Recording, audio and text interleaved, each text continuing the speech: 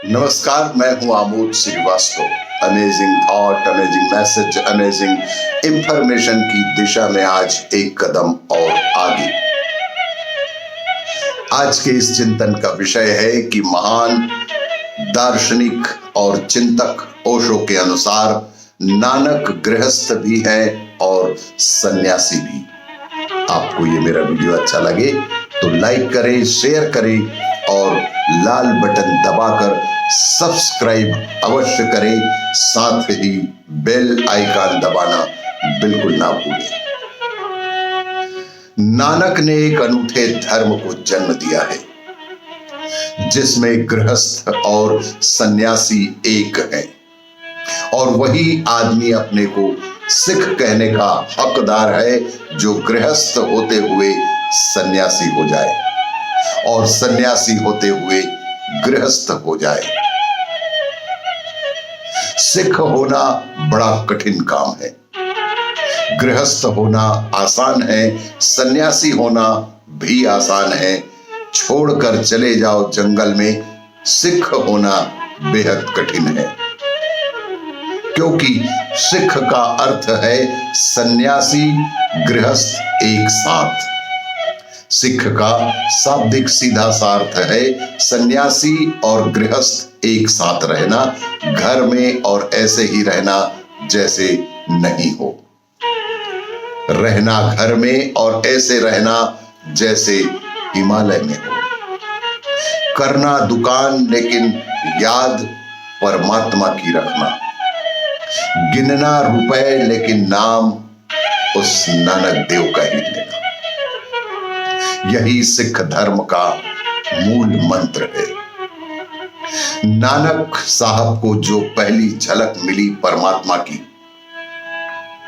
परम श्रद्धेय गुरु नानक को जो पहली झलक मिली परमात्मा की, जिसको सतोरी कहें, वह मिली एक दुकान पर, जहां वे तराजू से गेहूं और अनाज तौल रहे थे, अनाज तौल कर किसी को दे रहे थे, तराजू में भरते और डालते और कहते 1, 2, 3, 10, 11, 12, फिर पहुंचे वे 13 पर।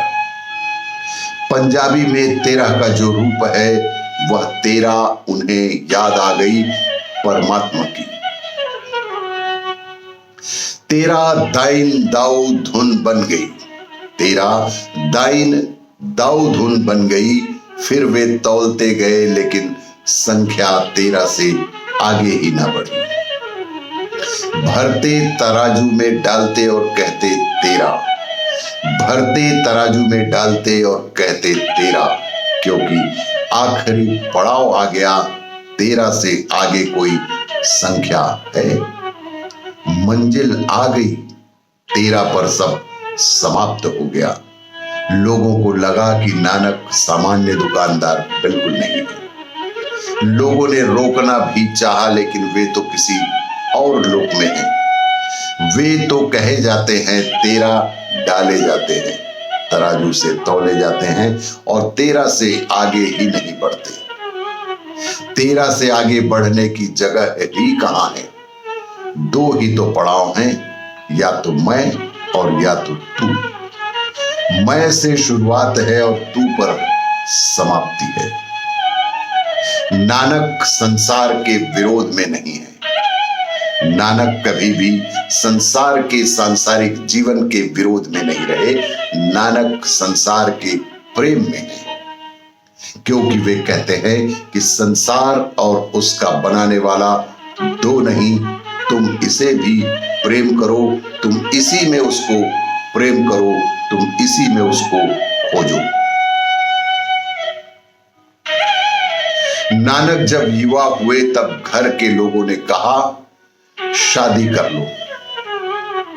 बिना किसी तिरस्कार, बिना किसी विरोध के उन्होंने नहीं ना कहा। सोचते तो रहे होंगे घर के लोग कि यह नहीं कहेगा। बचपन से ही इसके ढंग अलग थे।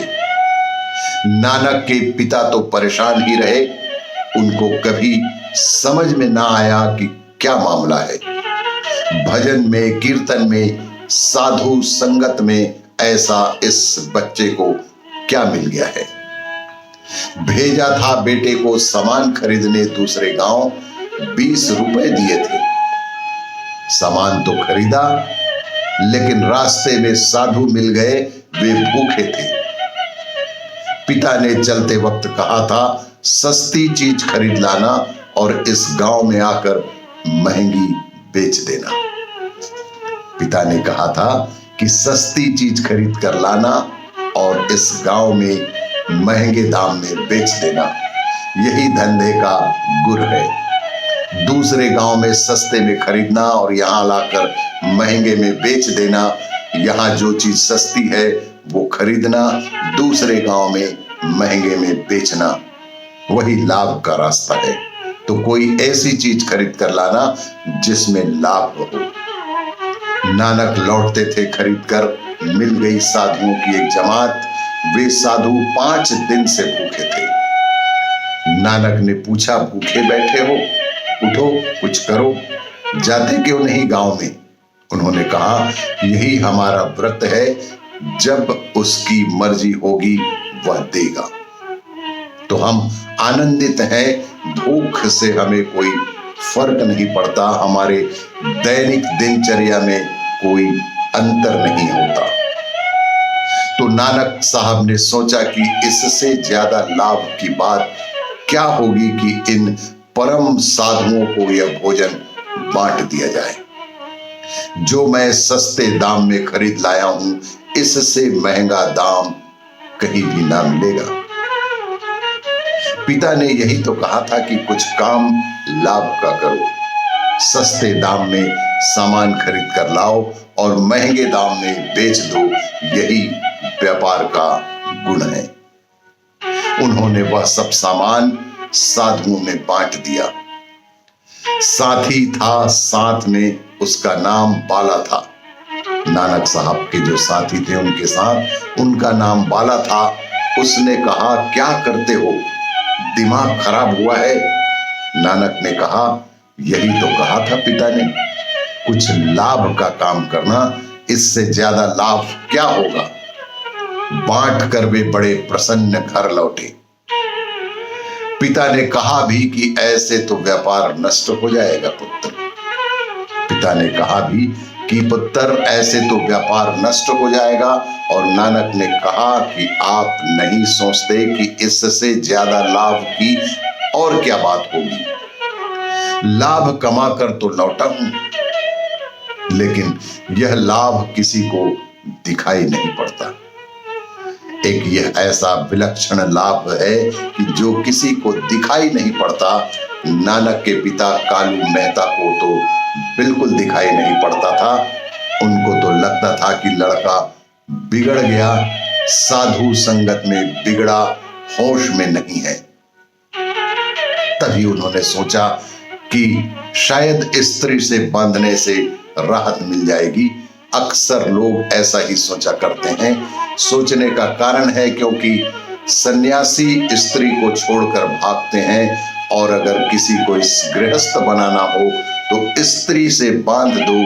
पर नानक पर यह तरकीब काम ना आई, क्योंकि यह आदमी किसी चीज के विरोध में न थे। पिता ने कहा, शादी कर लो। नानक ने कहा, अच्छा ठीक है। उन्होंने शादी भी कर ली, लेकिन गुरु तो गुरु हैं।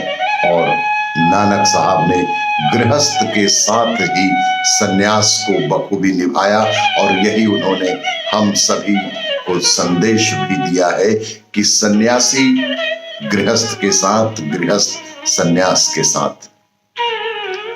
आज उन्हें सत सत बंदन, सत सत नमन, सत श्री अकाल। इसी तरह की जानकारियों के लिए देखते रहिए मेरा वीडियो। लाइक करें, शेयर करें और सब्सक्राइब अवश्य करें। धन्यवाद।